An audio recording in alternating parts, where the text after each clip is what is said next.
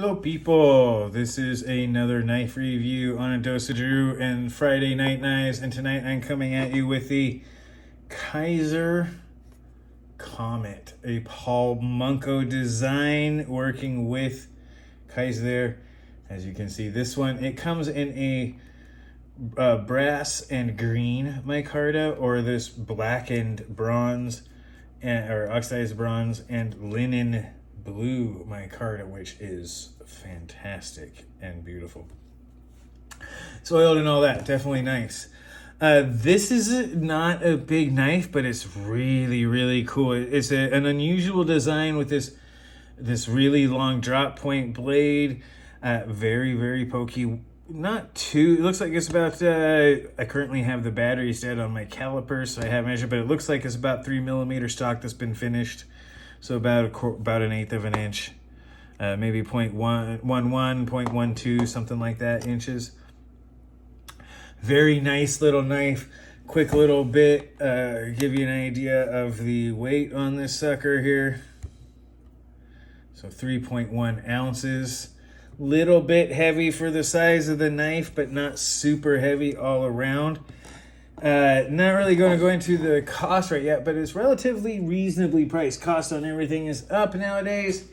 We'll probably see a little bit of a price relief, but not too likely. But first things first, get into it. This one is actually, I'm going to do a one big knife comparison so you can see just kind of where it's at. Do the classic, and actually I'm going to do this. It just works better with the thing because the little clip does not let this sit flat. So I'll go with the Para 2 to see kind of just how small it is compared to the Para 2. And then the Para 3 lightweight here. So it's even smaller than the Para 3. In that case, the blade cutting length is very similar. Actually a little bit longer than the Para 3. Blade length from the shoulder, very similar, but the choil and all that. So I'm not going to be doing a lot of the big knife comparisons. It's obviously much smaller than pretty much all of the big knives. Even if I come in here with, like, say, a Kershaw Blur, which is often I can consider a medium-sized knife, it is significantly larger than that. And, of course, to go along with that, I ended up doing two nonetheless. Not just any leak, but a random leak. So as you can see, very similar in length to the leak. The 3-inch blade length, a little bit less than the 4 inches on the handle. No choil. Really big flipper tab, which is not my favorite, but there's some bonuses to that one. We'll get to that in a minute here. And going with the same length again here it is next to the CVV Elementum. Very similar, narrow, obviously, in the blade, not the high blade grind or anything. Very short blade grind, gives you really strong geometry. Here it is against the Rat 2. Definitely not the biggest knife, and of course, one more drop in here with the Feldspar Small again. Very much in this small pocket knife category. Very much in this small pocket knife category. Pretty much any of the small sizes you think of your standard ones where you have the standard and small are going to be approximately this size. And of course, and this is it compared to my Wiener. As you can see, my Wiener is both longer and thicker. It's not necessarily thicker in every dimension, but it is pretty much the same. So yeah, there it is compared to my Wiener. Even at just the tip, my Wiener is bigger. All right, there you guys. There you go on that one, you guys. Get into the nitty gritty of some of the other stuff. 154 cm, not CPM, 154 cm steel. One of the better low alloy quality steels. Takes an incredibly fine edge, really good toughness, really good corrosion resistance for what it is. Pretty good corrosion resistance. and decent enough edge holding as a kitchen knife. 154 cm to me is right up there with VG10, AUS 10. There's better than 440C, but similar wear resistance to those kind of steels where they're low alloy stainless. Very, very good. One of my 154 CM is probably one of the few steels that I would be okay seeing on a knife like this, where it's about $90, or a $200 or $300, though I'd expect it to be the particle metallurgy version on a more expensive knife. It's just, it's a good all-around steel, and there's a reason why it's useful in a lot of different ways. That being said, the room on this knife for the thumb over is not a lot. I don't have a huge hand. Again, I'm right between medium and large on the gloves. I'm medium on palm width, or I'm large on palm width. I'm medium on finger length. So for those who kind of get that, like the thumb over grip, I'm running right at the bottom of this, lobed handle here. The cutout for the liner lock on the design here, right, is really nice. Good on the fingers. There's room for it on the thumb grip. I can kind of support the knife there. Really where this one shines is the modified pinch grip, where not only can you get right up on the brass up here, but that big flipper tab that kind of gets in the way of your finger now becomes a place where you can put your finger, and it gives you some torsional stability and strength when using this. When you have something with this acute of a tip, but still so well supported in this geometry, you should not drill with something like this. But the fact that you can avoid it or maintain good torsional while you're cutting to make curves with your thumb, and being able to use that as a lever makes a lot more sense. Being able to get some detail work, you can do some heavy duty, like if you need to get in here, you can do like shaving, or where you got to really put some push into it.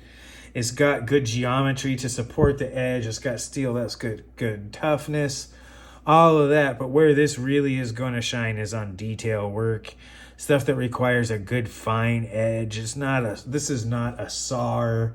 This is something that can shave but slice, and piercing or tip detail work. Being able to get, like, you can almost get your fingertip there, but being able to get up there and do like scoring or very, very picking a sliver, anything, very, very, very good control. You can get your finger right up there, and the balance lends itself to it. You have very, very good control. So this one's that kind of pocket knife, if that's what you like.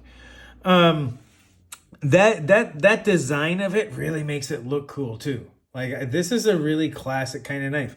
There's a lot of cases out there. I'm not even sure. I think they call this like the California clip, something like that. There's a lot of case knives that have stuff like this. There's some old trapper knives. This is not an unusual. It's almost a sway back here with this. It's flat. I don't even know if I have something I can compare that to, but it's flat. There's no actual dish in the back here. It's flat, but the way they have that contouring, it does get more contoured right there, so it feels almost like a sway back. The contouring has a dip to it, like a sway back. So it kind of has this lobe, and then the contouring gives a little. It fits really nicely.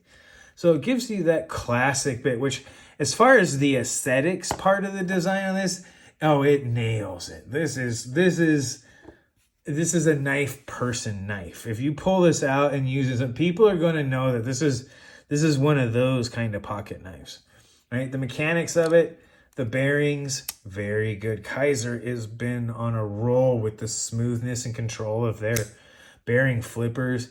It snaps really good, even with this relatively low blade weight and a lot of it being around the pivot. Very easy control. Very, very good. I had mentioned it before. I want to make it the cutout to that liner lock. There we go. Gives you a lot of space for your finger. And it does it in a way That is honestly one of the better executions of a liner lock for the double clutch. No double clutching on this design. You put your thumb there, boom. It's the bearing or the liner lock is on the blade. It's there. It's engaged. It just takes a little bit of shake. It's not a full drop with that light blade, especially out at the front, the lack of mass out at the tip. But it is smooth as can be, and this is unoiled. I have been using this one unoiled, though it will probably get its own coat here soon just to see how it is. So this is a dry action. This is out of the box kind of smoothness. So that's important to note. The other thing I want to mention is the cleanliness of this bolstered style design. It does have liners, so these are sitting on top of one, on top of the liners, but having one pin at the back and then one in the middle for the bolster style, for the double up. Absolutely fantastic. The big washer that holds these darkened bronze things in. Great design, really strong. It's not going anywhere. The angle goes in. Let's see if I can get that in there. The angle this does is nice, but if you look, I don't know if I can get it in the light. It's angled into the brass as well. So there's a down and in. So that brass actually has an angle where they overlap a little bit, so to speak, geometrically. So the geometry tends to lock it in just a little bit, which is really nice. Slightest little bit. It might be, there's a little bit of an optical illusion there to it, but it seems to be more than just a flat interaction. There seems to be an angle, which is nice and keeps that from moving around. Whew. Again, the mechanics are there. Notable points, I would say, on a knife at this price point would be this machined titanium clip. That is a noteworthy thing on something like that. So it's a single screw. It goes in. It's into the. It's essentially dropped in there. It's not double. It's not left or right on there, but they do go for the machined titanium clip. This particular version came from White Mountain Knives, and I cannot thank them enough for it. There was a couple of really nice things they threw in with it, and I cannot thank Justin and whoever else there enough for it. Give them a look if you never have before, whitemountainknives.com. They have a really great selection of a lot of different stuff, and they're really good about everything. So if you get a chance, check them out. They're worth a look. That clip was something that really you've got a darkened bronze linen micarta, a CP or 154 cm, and a machined titanium clip in a liner lock. The liners are a little thick, which gives it a little bit of its heft. They are somewhat milled out. There's a little bit. It's not fully skeletonized. There's a couple of holes and stuff, some lightning holes, but they keep it fairly solid and really thick. So this is pretty solid on there. Let's see if I can show the stop pin is internal. There's channels in the liner, and the stop pin is actually through the blade. So it's one of those integrated stop pins. So you don't actually have a pin in the top up here that you have to worry about with the liner. It's part of the blade. So it has that shouldered construction. You get a lot of good stability there. Lots, either way, it's transferred into the liner, so it's really nice when it comes to that. Again, a machined titanium clip at this price point is a nice little touch. It really is. I would have liked maybe the CPM 154. I like the idea of a particle metallurgy steel. But really at this price point and for this type of blade, the performance difference would probably be negligible. 154 cm is pretty tough as it is, and this is not a chopper. So the resistance to chipping is probably within experiential, differences and heat treat and all that stuff. So it's a good steel for this.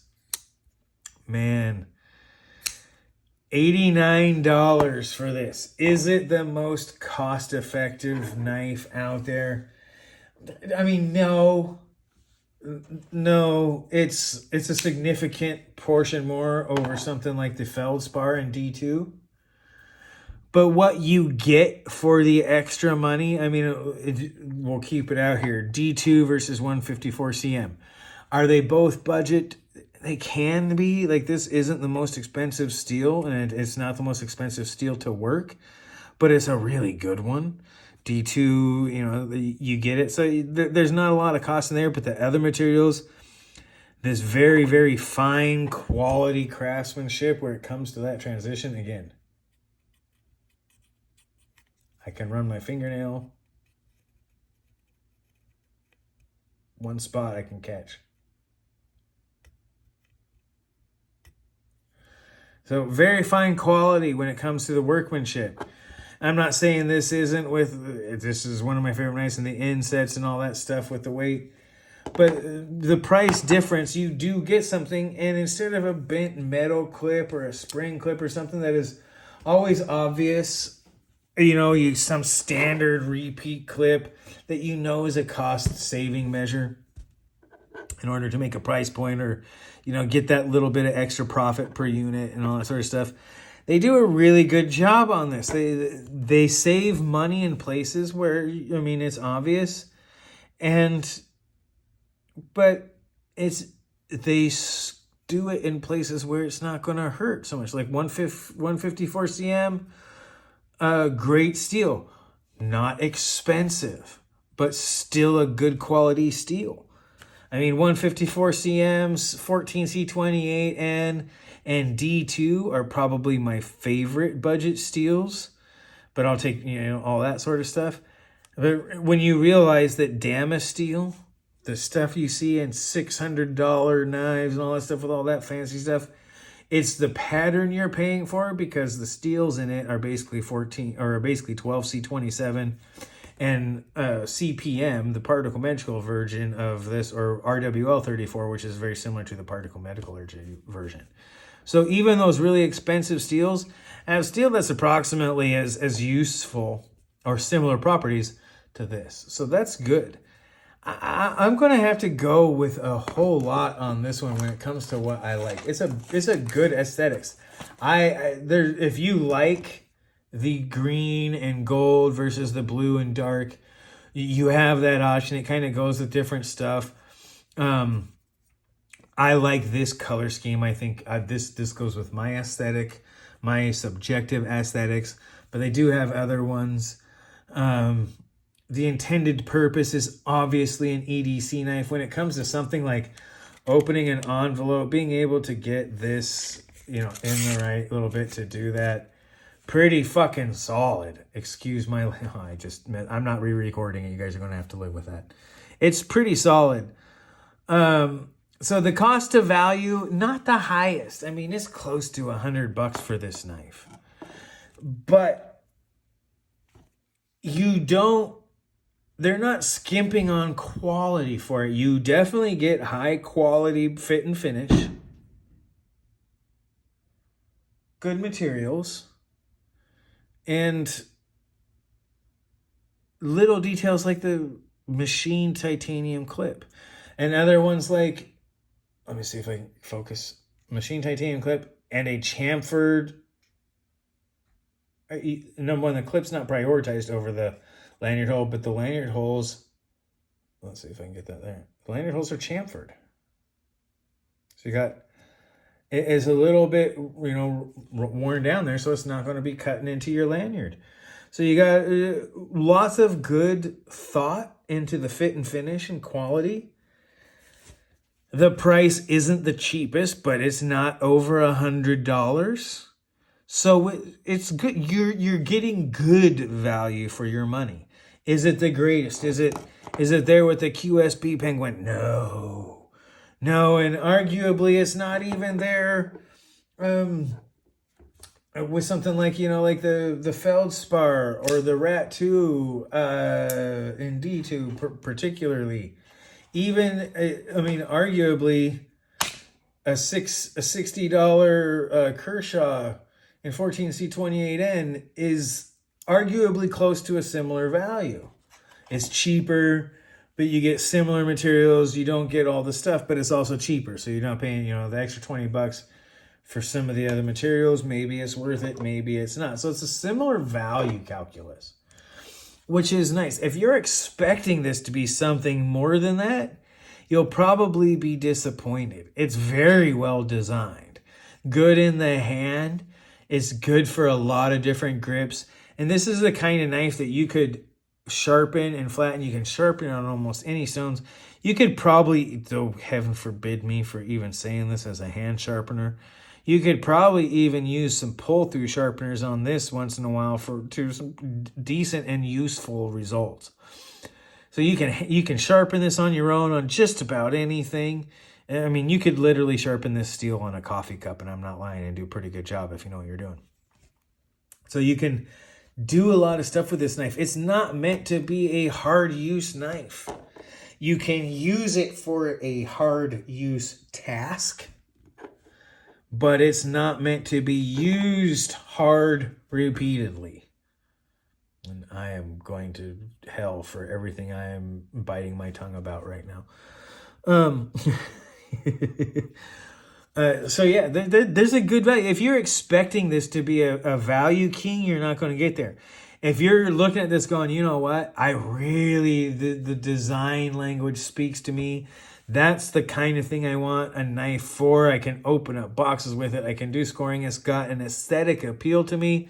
It fits in my pocket.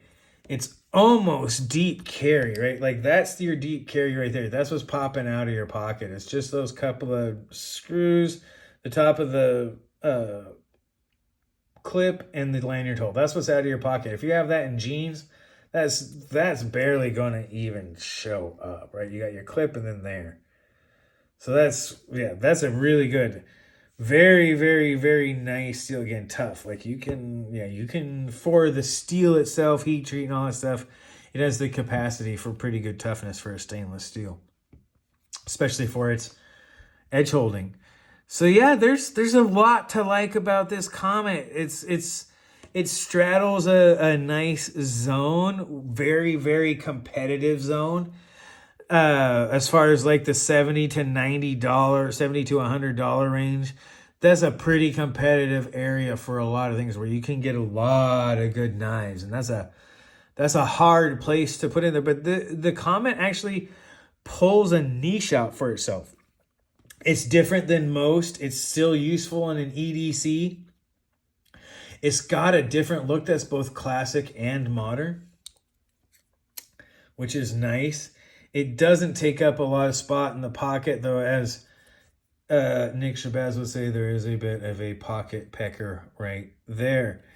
But that being said, the rest of it is relatively smooth. The clip has lots of rounding on it, lots of good attention to detail when it comes to this particular design. And I am not going to lie, that's a nice compact package when it comes to a lot of stuff. When you compare it to something like the Para 3 or the Para 3 Lightweight in this case, and just how small that packet, I mean, the entire thing, including the flipper, fits within the choil guard of the Para 3 Lightweight. Like, it is within the entire width. So much as I like to call that a pocket pecker, it's not intrusive into the pocket. The worst thing is the girth this way, but that gives you a lot of good hand swing. That being said, at this point, I can give this a really good recommendation. It's not my personally favorite blade shape for EDC, but that's very much a subjective. I definitely like the drop point worn. There's a lot of other blade shapes I would like for an EDC knife, but this one, it does the job and does it well. Everything I want an EDC knife to do, this one can do, and do it quite well. And I'm a light EDC user. Like, I'm not going to go chop a branch down or try and chop a tree down with my little pocket knife here, generally speaking. Unless it's a soft wood or spongy, something like cork then I might do so. So yeah, I don't need this to be that heavy duty, but it's definitely got a lot of material behind the edge. So it's thin behind the edge when it comes to slicing, but that geometry gives it a nice sort of fat wedge behind the edge. So it goes to a toughness. Chip resistance is going to be great for the steel. Yeah, lots to like about this. It's got a very distinct aesthetics. The mechanics are really great. The worst part on this one, if you ask me, is the lack of finger room, but it is a small knife. And though it doesn't give you a choil with its design and its shape, what it does give you is in a pinch grip, it gives you a place for your finger to get leverage. And you can move your thumb up or down on this side, depending upon what you need to do or resist. And so it gives you a really good platform by utilizing what would otherwise be a problem where it makes it hard to get your finger while it gives it a guard. It takes some of the finger space. In the pinch grip that you'll likely use this in, if you use all 4 fingers on a blade instead of reaching out with your pointer, it gives you a lever.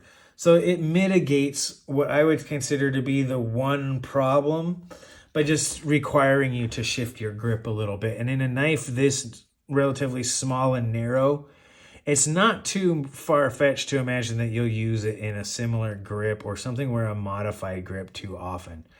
Or very often, I would say, either in a reverse grip, like opening a letter, where this works really, really good, where you have plenty of room.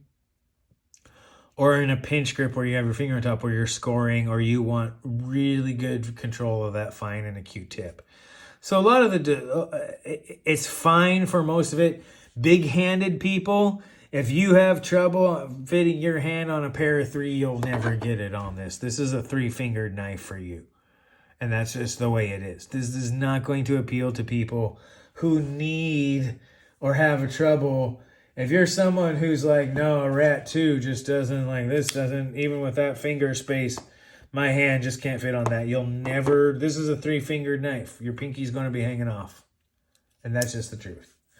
So if that's where you're at, this knife isn't for you. That's an intended market this knife does not have. That being said, for pretty much everyone else, this is a viable and valid EDC option. If you're looking for one knife, but you want to go up and this one speaks to you, pull the trigger. Kizer has been nailing their knives and their mechanics very well. Best Tech and Kizer always have done good work, but they've really been nailing a lot of their designs lately with some really, really fine work, both in detail, mechanics, the smoothness of operation. They're Chinese manufacturers, no doubt about it, but they are continually making progress on the way they do stuff, and they change their manufacturing practices based on consumer and customer feedback. That's really, really hard to feel bad about, and I'm not going to lie. That's a good company right there, and they do good work. So, yeah, and they're really putting the pressure on when it comes to cost to value. This isn't as value oriented as a lot of knives, but if you're one of those people who's willing to spend 20 or 30 bucks more to get the bolster design, nice linen micarta, a titanium machined clip, the very, very, very acute and distinct blade design, relatively simple handle in a small, compact, and under 3-inch blade package. This is a tough one to beat. I mean, it's a real viable, if this design aesthetics, and this is often what it comes to, and anyone who says different is probably lying. To a certain degree, it's going to be the aesthetics and whether or not the blade shape, blade type, and geometry is one you like. This is one that I wouldn't necessarily carry, or I wouldn't have got if I wasn't interested in seeing how Kizer did on this. But I'm probably going to maintain this one in my personal collection because the value is so unique. Just anything else in this price point probably doesn't have a machined clip, or it doesn't have the bolsters. It doesn't have the, there's a bunch of noise going on, so if you guys are hearing those backfires or other stuff, who knows what's happening in my neighborhood. Yeah, there's a lot of good stuff to be said about it. The very, very, very clean design language here. You got 2 pins, one to hold it together, one to hold the bolsters there, and the other one on the pivot. Like, it's a clean design. It really is. And again, not necessarily one I would have picked up for myself. It's kind of off. The big flipper tab isn't my favorite and all that. But I'm glad I did. I've been impressed with a lot of Kizer designs and executions lately. And I partly picked this up based on that at the price point, and I'm glad I did. It was very much that kind of purchase. But man, it's a worthwhile. If you're in this market, again, this is a competitive place. But if this knife speaks to you, you could do far worse in far many ways than the Kizer Comet and the Paul Munko design. And I think I'm getting that name right. I believe it's Paul Munko. So yeah, good knife, good design. I'll give it a really good, I'd give it a 4 stars. There's some value. It's good value. It's not the value leader, but it's really a subjective, because for what you get, the value is definitely there, which is something I'm very big. And if you're expecting more than that, hopefully this video will help alleviate you expecting anything else. It's a good knife where it takes liberties to cut corners in some places, like the 154 CM, but in doing so, they don't shortchange you on value. They just take the cost-cutting measure in places where they can. I mean, like the thick liner, there's several places.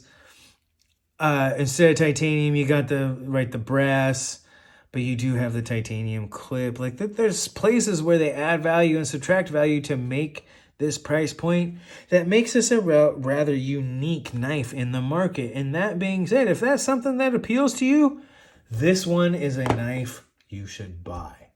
If you're a collector and you like value, for me, I like steels value. There's several different things I like to pull, some uniqueness, aspect. This is one that just makes a good EDC knife and a relatively unique, stylish, and attractive package where the mechanics are something you don't have to actually think about. It does its job well. The mechanics part of it is so good that you can think of it as an appliance where you don't really ever have to think about it, and you can concentrate on the other aspects of the knife. And that's a compliment. One I can recommend. And that, I'm going to stop. 30-something minutes in again, and I have done my video. That being said, I'm going to get this out. This is the Kizer Comet, and it is a good EDC value knife. I can recommend it. 4 to 4.5 or 8 to 9 out of 10 stars on this one, you guys. Worth the money. But again, it's a subjective. There's people who never will buy a knife like this. There's people who don't believe you can make a good knife at this price point. And there's people who will never spend more than $100 because of knives like this, where you sit there and literally say everything you need in a knife, you can get in a package under $100. And even high-end stuff like a milled titanium clip that's almost deep carry, bolstered design. You could have done a frame lock at this thing where you had the bolster. This is really, really nice. The liner lock cutout, extraordinarily easy to use and perfectly positioned. I can go on and on. I already have. I'm repeating somewhere. It's lots of good qualities in a well-designed, compact, affordable, but somewhat on the higher end of expense package. This is a higher end of the affordability equation, and it's worth it. It does earn its place in the value equation. So that is about one of the bigger compliments I can give this knife. It does its job in its niche very, very well, providing a unique and polarizing, somewhat, aesthetic and design. That's a home run for most knives, and I think it is on this knife as well. Very well done. Good design on Paul Munko's. There's a few things like I could go with a different flipper design that seems to be extraordinarily large for this small of a knife and unnecessary. There's ways you could get that, but that's just my personal opinion. Other than that, this is here. It's not the greatest value. It's not the lowest value. It does really good at its job, and that's what you should expect. If that's what you expect, you won't be disappointed with this purchase. And there is really not much else you can expect from a knife. That being said, you guys, I'm going to actually finish this review now. This has been another knife review on A Dose of Drew. I am said Drew. Go ahead, watch this twice. Come back in the morning. Comment if you like. Don't forget to like and subscribe. I am said Drew. This has been A Dose of Drew. Review of the Kizer Comet. You guys have a great rest of your night.